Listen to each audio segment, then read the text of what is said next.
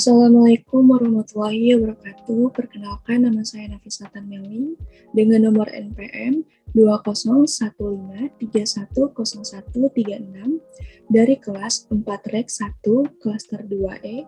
Saya adalah seorang mahasiswi dari program studi manajemen semester 4, yaitu yang berasal dari Universitas Pembangunan Pancamudi Medan. Pada kali ini, saya ingin mempresentasikan materi pertemuan 1 hingga pertemuan 7 dalam mata kuliah Manajemen Pengendalian Usaha. Baiklah, untuk mempersingkat waktu, langsung saja saya memberikan penjelasan terkait materi dari pertemuan 1 hingga pertemuan 7. Konsep kewirausahaan.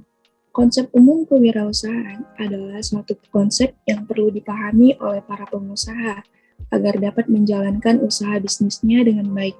Konsep tersebut perlu dimiliki serta diterapkan oleh pengusaha agar bisa mencapai tujuan. Berikut adalah dua konsep dasar kewirausahaan. Yang pertama ada peluang. Peluang usaha adalah sebuah kesempatan yang dimiliki oleh semua orang yang mempunyai jiwa kreativitas dalam dirinya untuk memulai usaha. Kedua, kemampuan menanggapi peluang. Kemampuan menanggapi peluang sendiri merupakan kemampuan seseorang dalam merespons peluang usaha yang ada dan ditanggapi dengan seperangkat tindakan. Tujuan kewirausahaan. Yang pertama ada meningkatkan jumlah para wirausaha yang berkualitas. Yang kedua ada mewujudkan kemampuan dan kemantapan para wirausaha untuk menghasilkan kemajuan dan kesejahteraan. Ketiga, membiasakan dan membudayakan semangat sikap, perilaku, dan kemampuan wirausaha di kalangan masyarakat guna meningkatkan kualitas sumber daya manusia. Dan yang terakhir, menumbuh kembangkan kesadaran dan orientasi kewirausahaan yang tangguh dan kuat kepada masyarakat. Kompetensi kewirausahaan.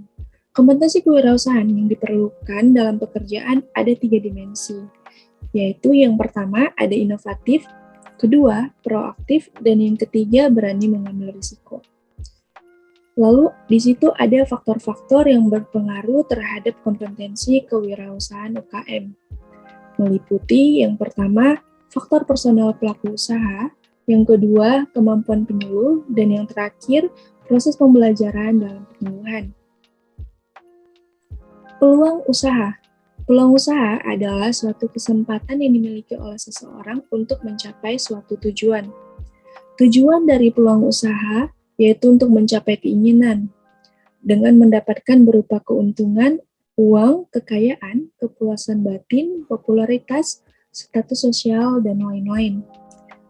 Berikut adalah ciri-ciri peluang usaha, antara lain, 1. Memiliki nilai jual. 2. Usaha bukan hanya ambisi pribadi semata dan bersifat nyata. Ketiga, usaha tersebut mampu bertahan lama di pasar. 4.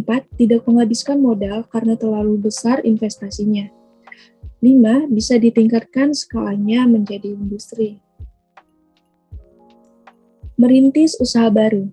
Ada beberapa cara yang dapat dilakukan untuk memulai usaha atau memasuki dunia usaha, yaitu perusahaan milik sendiri atau sole proprietorship, bentuk usaha yang dimiliki dan dikelola sendiri oleh seseorang. Yang kedua, persekutuan atau partnership, suatu kerjasama atau asosiasi 2 orang atau lebih yang secara bersama-sama dan menjalankan usaha bersama. Ketiga, perusahaan peradaban hukum atau corporation, perusahaan yang didirikan atas dasar badan hukum dengan modal-modal saham. Keempat, dengan membeli perusahaan orang lain atau buying. Kerjasama, manajemen, atau franchising. Tahapan-tahapan dalam merintis usaha baru adalah sebagai berikut. Yang pertama, diawali dengan adanya ide. Kedua, mencari sumber dana dan fasilitas barang, uang, dan orang. Yang ketiga, sumber dana bisa berasal dari badan keuangan atau bank, berupa kredit atau orang yang bersedia sebagai penyandang dana. Yang keempat, objek bisnis memiliki pasar. Dan yang terakhir, memperhatikan peluang pasar sebelum produk diciptakan. Model pengembangan. Berdasarkan pendekatan inside out, untuk memulai usaha, seseorang calon wirausaha harus memiliki kompetensi usaha. Menurut Norman Scarborough, kompetensi usaha yang diperlukan meliputi yang pertama, kemampuan teknik, kedua, kemampuan pemasaran, ketiga, kemampuan finansial, dan yang keempat, kemampuan hubungan. Organisasi. Organisasi adalah sebuah wadah untuk sekumpulan orang yang bekerja sama secara rasional serta sistematis yang terpimpin atau terkendali untuk mencapai tujuan tertentu, memanfaatkan sumber daya yang ada di dalamnya. Lalu ada tujuan organisasi secara umum adalah sebagai berikut. Yang pertama, mencapai atau merealisasikan keinginan atau cita-cita bersama dari setiap anggota organisasi.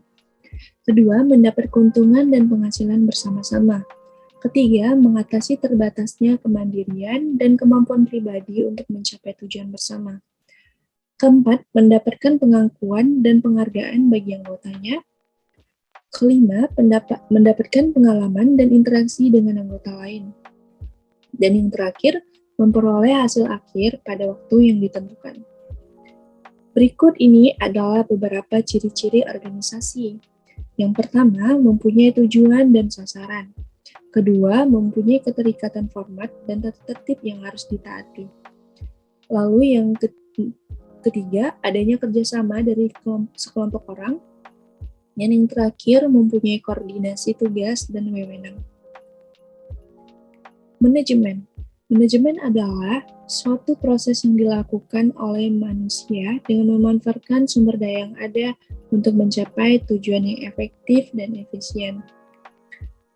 Berikut ini adalah fungsi manajemen, yaitu yang pertama, 1. Perencanaan, 2. Pengorganisasian, 3. Staffing, 4. Koordinasi, 5. Pengawasan. Berikut adalah unsur-unsur manajemen. Terdiri dari 6, yaitu yang pertama, kedua money, 3 material, keempat machine, kelima method, dan yang keenam market. Laba. Laba adalah peningkatan kekayaan seorang investor sebagai hasil dari penanaman modal setelah dikurangi biaya-biaya terkait penanaman modal tersebut. Berikut adalah jenis-jenis laba, yaitu laba kotor adalah selisih positif antara penjualan dikurangi return penjualan dan potongan penjualan. Laba usaha atau operasi adalah laba kotor dikurangi harga pokok penjualan dan biaya-biaya atas usaha. Lalu ada laba bersih sebelum pajak adalah laba yang diperoleh setelah laba usaha dikurangi dengan biaya bunga. Laba bersih adalah jumlah laba yang diperoleh setelah adanya pemotongan pajak. Lalu di sana ada unsur-unsur laba, yaitu terdiri dari 1. Pendapatan, 2. Beban, 3. Biaya, 4. Keuntungan, 5. Penghasilan. Berikut adalah manfaat laba.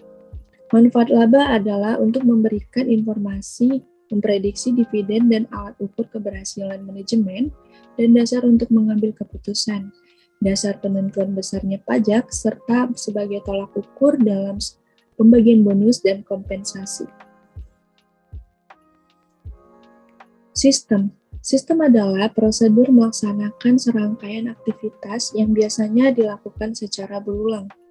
Sistem terdiri dari dua bentuk, yaitu yang pertama, sistem formal adalah sistem yang memungkinkan pendelegasian otoritas di mana sistem formal memperjelas struktur kebijakan dan prosedur yang harus diikuti oleh anggota organisasi.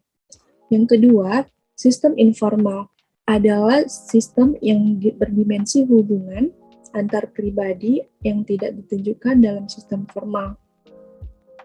Pengendalian. Elemen proses pengendalian terdiri dari 4 elemen, yaitu yang pertama, detektor atau sensor, kedua, eksesor atau penilai, ketiga, efektor atau pelaksana, dan yang keempat, communication network atau jaringan komunikasi. Manajemen. Manajemen adalah pimpinan dari organisasi dan memiliki hierarki tertentu, yaitu yang pertama ada manajemen atas atau top management, Yang kedua ada manajemen tengah atau middle management. Yang ketiga ada manajemen level bawah atau lower level management. Fungsi manajemen.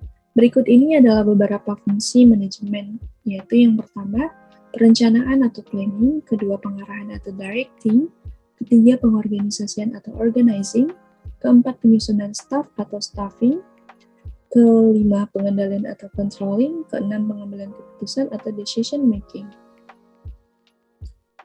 Lalu di sana ada konsep dasar yang memberikan kerangka bagi perancangan dan penerapan sistem pengendalian manajemen, meliputi yang pertama, komponen operasi atau kegiatan yang terpasang secara terus-menerus or a continuous built-in component of operation. Yang kedua, pengendalian manajemen dipengaruhi oleh manusia, memberikan keyakinan yang memadai, bukan keyakinan yang mutlak.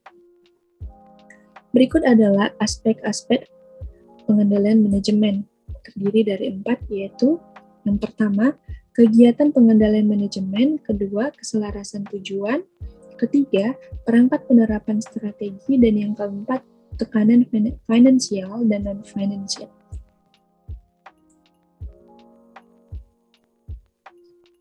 Perilaku dalam organisasi.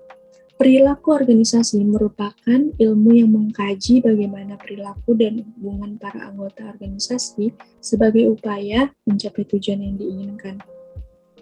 A. Sistem pengendalian formal.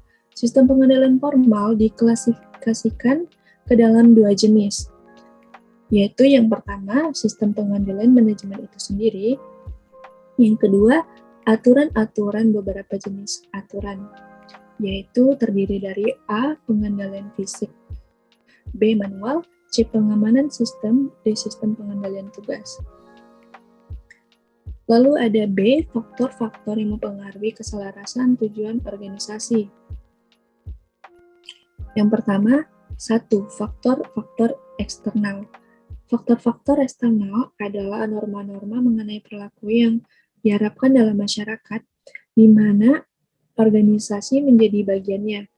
Norma-norma ini mencakup sikap yang secara kolektif sering juga disebut etos kerja, yang diwujudkan melalui loyalitas pegawai terhadap organisasi, keuletan, semangat, dan kebanggaan yang dimiliki oleh pegawai dalam menjalankan tugas secara tepat waktu. Kedua, faktor-faktor internal. A. Budaya.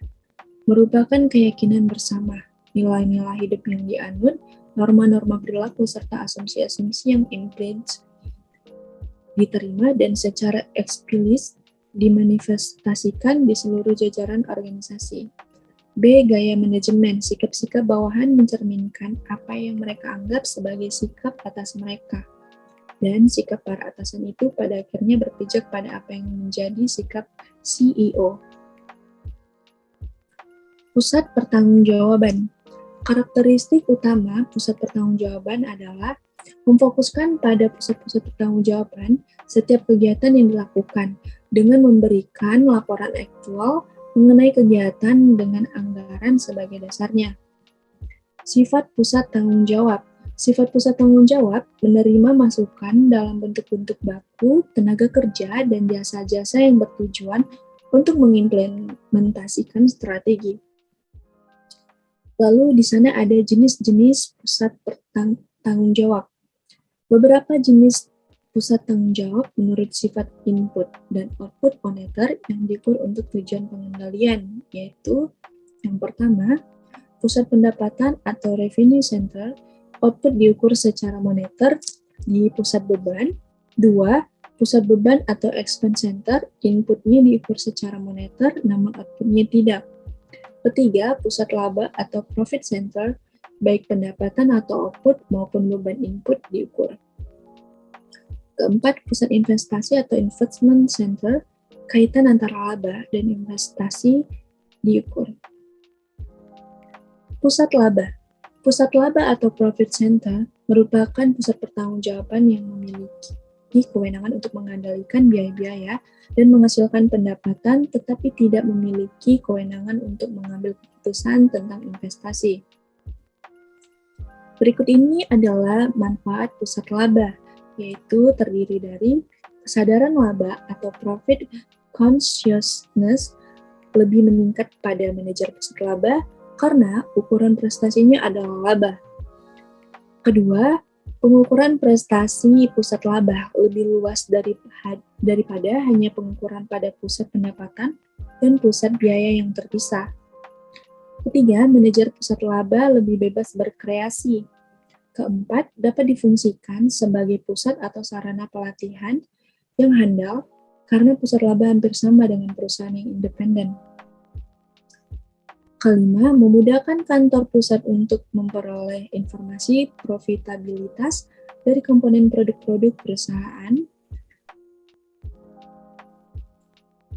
Keenam, keputusan operasional dapat dilakukan lebih cepat karena tidak memerlukan pertimbangan dari kantor pusat. Ketujuh, kualitas keputusan cenderung lebih baik karena dilakukan oleh orang yang benar mengerti tentang keputusan tersebut. Lalu yang terakhir, manajemen kantor pusat bebas dari urusan operasional rutin dan biasanya lebih fokus pada keputusan yang lebih luas. Demikian penjelasan tentang materi pengendalian manajemen usaha. Mohon maaf apabila ada penjelasan yang kurang sempurna. Semoga dari hasil penjelasan saya dapat diterima dan dipahami. Sekian dan terima kasih. Wassalamualaikum warahmatullahi wabarakatuh.